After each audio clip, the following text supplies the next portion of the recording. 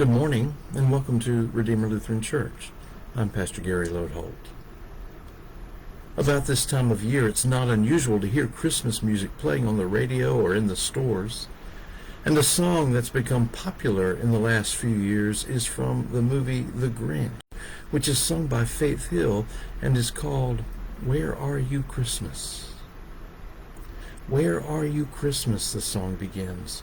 Why can't I find you? Why have you gone away? Where is the laughter you used to bring me? Why can't I hear music play? It's easy to know how she feels.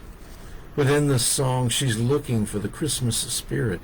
But for us, sometimes it's just as easy to lose Jesus. Jesus is the very heart of what we're celebrating. But every year, as we get caught up in the shopping and the parties, as we busy ourselves decking the halls with decorations, sometimes it's hard to focus on anything deeper than tinsel.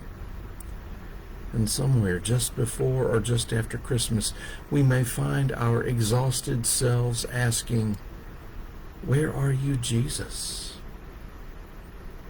However, many of these things that are distracting us actually have roots deep in our faith. Let's start with mistletoe. Mistletoe is a parasitic plant that grows up in trees. Centuries ago, the pagan Druids and Celts would burn it as a sacrifice to the gods, and eventually they hung it in their homes to bring good fortune and family harmony, or by their doors to welcome visitors. If enemies chanced to meet under a tree that had mistletoe, they were required to lay down their weapons and forget their differences for that day. The Romans used mistletoe to decorate their houses during feasts, celebrating their gods. Well, with all those connections to pagan worship, the early church outlawed any Christian from using mistletoe in any way. So if you have some in your house, well, maybe we should talk. What may be most interesting of all here is that people still wanted to decorate with something the way they had with mistletoe, so the early church suggested holly instead. The points on the leaves reminded them of the thorns in the crown Christ wore and the red berries of his blood. Of course, the green leaf in the midst of winter spoke of everlasting life. And so when you decorate with holly, you're really pointing to Jesus and his love for us.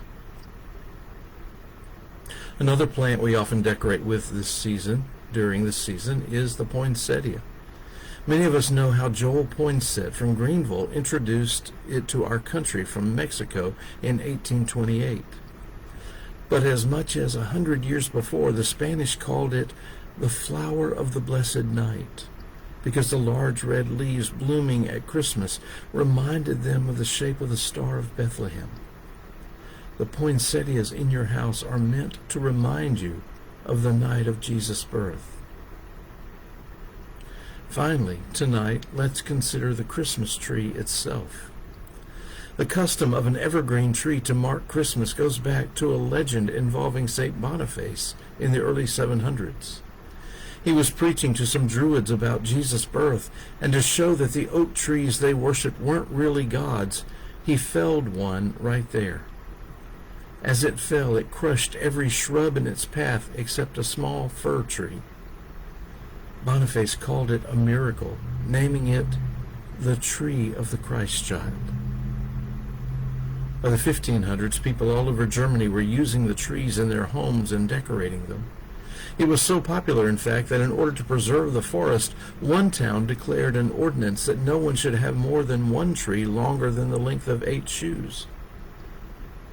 There's another legend that Martin Luther, on his way home on Christmas Eve, saw the stars twinkling through the branches, and he took home a tree and fixed candles to it for his family, making the first lighted tree. German settlers brought the tree to America, although the Puritans in New England banned its use.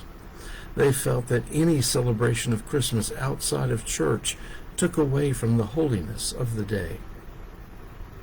So this year, when you put up your tree, remember Boniface's miracle and remember the miracle of Jesus' birth. By the end of her song, Faith Hill has found the Christmas spirit, but the words she sings speak a deeper truth too. The joy of Christmas stays here inside us, fills each and every heart with love. Remember, it's about the child. Remember, it's about God's love and grace. Thanks for watching, and remember to let this day belong to God.